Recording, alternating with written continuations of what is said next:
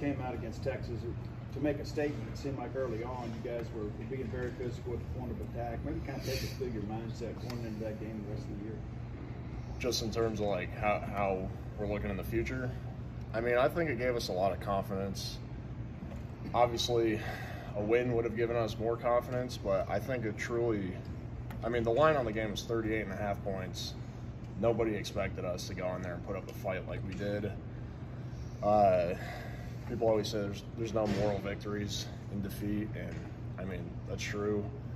But there is lessons that you could take away from it, and I think it's just realizing the potential that we have when we're executing, doing the things we need to. So, 2 straight games that you guys have ran the ball pretty well and done so this past weekend against a pretty elite defensive line. What has changed, or what's working in the run blocking game? I mean, we have installed a couple different plays, but for the most part, we're still running the same base plays. So, mentality, I really couldn't tell you. I think after the first couple games, we realized that we weren't doing that and that we were hurting the offense, because obviously when you can't run the ball, people know you're just going to throw it and then they're just going to pressure you. So it ends up hurting the offense. But when you could get both of them to work at the same time, then the offense works smoothly. And I also think that's how we were able to hold the ball for so long, and I think it helps the defense out. So, how do you feel like things can still improve in terms of pass protection, especially with a couple young quarterbacks back there? Yeah, we definitely need to improve. I need to improve. And the really aggravating part is it's stuff that we're coached on. It's nothing that – it's not guys just getting overpowered or just out-talented. It's really just locking in on your technique when the pressure kicks in, when you're tired.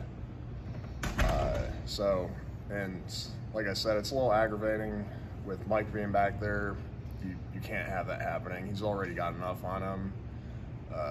Having his first start against #1 Texas, obviously that's a lot of pressure.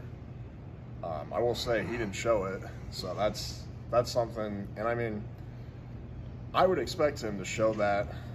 He was a little nervous, but I'll say it gave me confidence that he wasn't showing it to us. And I think that's important for the O-line to see that, because you want somebody who's confident behind you. And when you don't, you start questioning how well you guys are going to perform. So, how do you feel like he handled just kind of running the show and running a huddle and things like that? Because he checked some plays. Yeah, I think he did really good considering the circumstances. I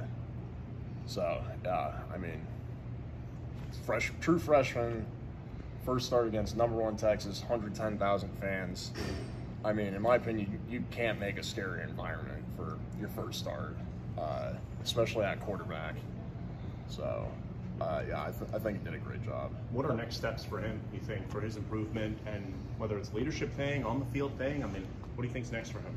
It's just experience. I mean, it's something that's going to take time. Obviously, you only get that from playing in games. So it's just a time thing, in my opinion.